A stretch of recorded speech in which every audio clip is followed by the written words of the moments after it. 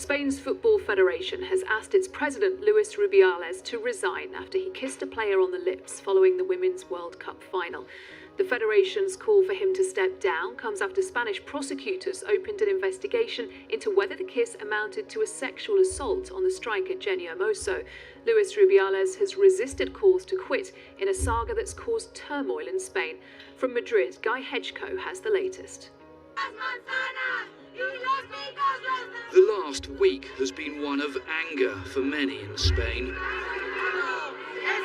This protest was against the man at the centre of the country's football crisis, Luis Rubiales. But the backlash against him also seems to have taken on a broader meaning. This is a very important moment, said this woman. It's difficult to capture behaviour like this on camera. I think it's important to raise our voice, all of the people that agree with the feminist movement, and to fight this injustice that the girl and all of the women have suffered. This is the now infamous kiss that Mr. Rubiales gave the player Jenni Hermoso after Spain's World Cup victory, and which she says was non-consensual. FIFA has provisionally suspended Mr. Rubiales. Prosecutors are investigating him for possible sexual assault, and now his own federation is calling on him to resign. Mr. Rubiales' mother has locked herself in a church and begun a hunger strike against what she claimed was a witch hunt against her son.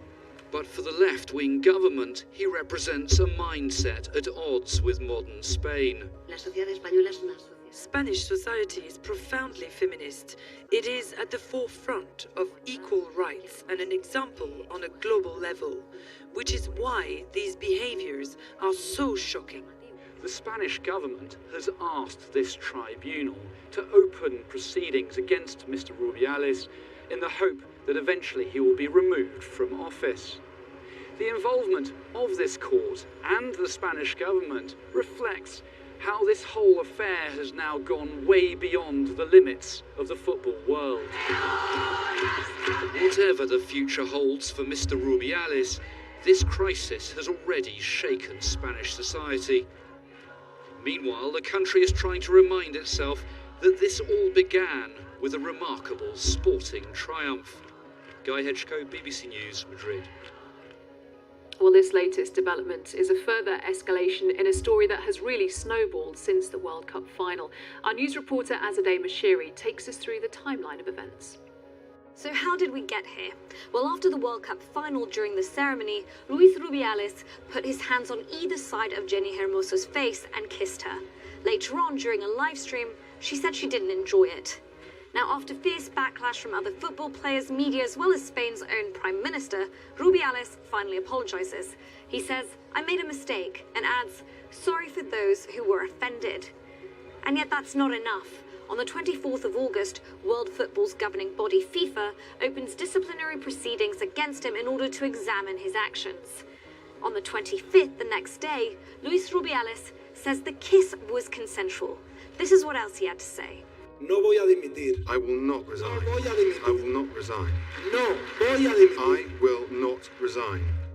And yet that same day, Spain's government decides to open legal proceedings in order to suspend him.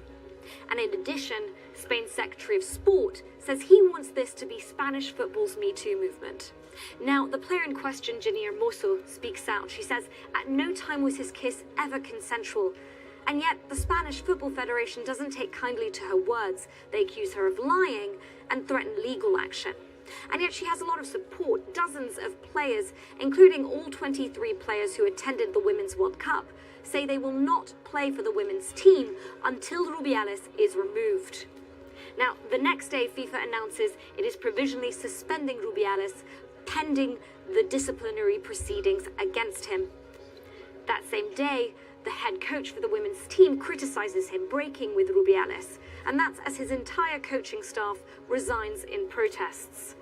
The next day, the Spanish Football Federation announces an internal investigation is underway and that their sexual violence protocol has now been activated. That's what takes us to the latest developments, where Rubiales' own mother says she's on hunger strike inside a church in protest at the manhunt against him, in her own words. And Spain's prosecutors say that a preliminary investigation is now underway in order to ascertain whether a crime of sexual assault has taken place. That's our news reporter Azadeh Mashiri. Well, our correspondent Guy Hedgecoe joins us now from Madrid. Guy, it seems like every 24 hours this story takes fresh and bizarre turns. Can he be forced to resign? Well, the Spanish government is taking actions that it will hope will lead to the removal of Luis Rubiales from his position. It has called on the National Sports Tribunal to open proceedings against him. And in theory, that could eventually lead to his removal. But it's a process which I think may take longer than the government would like. So obviously, the alternative to that would be that Luis Rubiales himself simply steps down amid all the pressure. There is, of course, also the other dimension to this, which are the criminal proceedings being taken by the prosecutor in Spain, who's looking into possible sexual assault by Luis Rubiales. So there is so much pressure on him from so many different fronts. It's hard to see him being able to continue as Federation President, but we don't know what his response is going to be to these latest developments. We have to wait and see. Because it's extraordinary to say, but he has so far, as you say, even in the face of all that pressure, continued to cling on. Yes, he has. I mean, there was a tremendous surprise last Friday when he said, "I'm not going to resign," and he repeated that over and over again. Going into that meeting, it had been widely reported that he was going to resign. That was what everyone was expecting. I think things really have changed now, because since then we've had that FIFA's suspension of him provisionally. That seems to have been a huge turning point, because that really turned this into an international issue.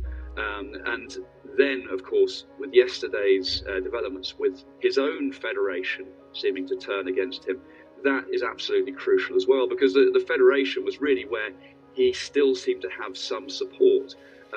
He did seem to have this sort of iron grip on the federation.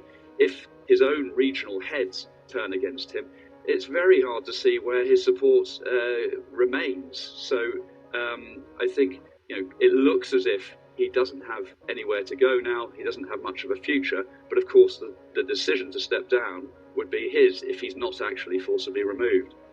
And what about, Guy, a response from the women's team, from Jenni Hermoso, because they have had to come out day by day and respond to these developments? Will there be a point at which they decide to almost try and isolate themselves a little from this, if that were even possible?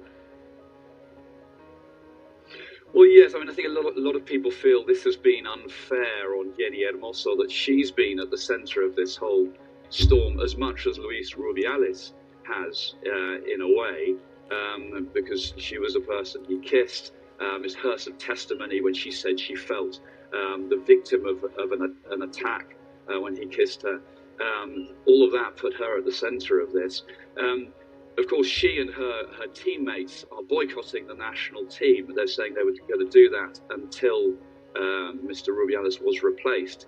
Now, they seem to have sort of come out the victors in all of this sort of power struggle, given that the federation has turned against Mr. Rubiales, but he is still there.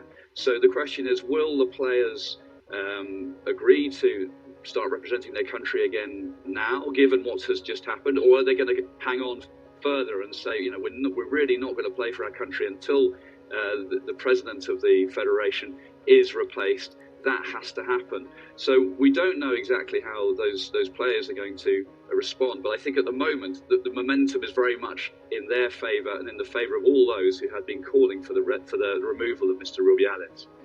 Thank you, Guy. That's our correspondent Guy Hedgecoe live in Madrid.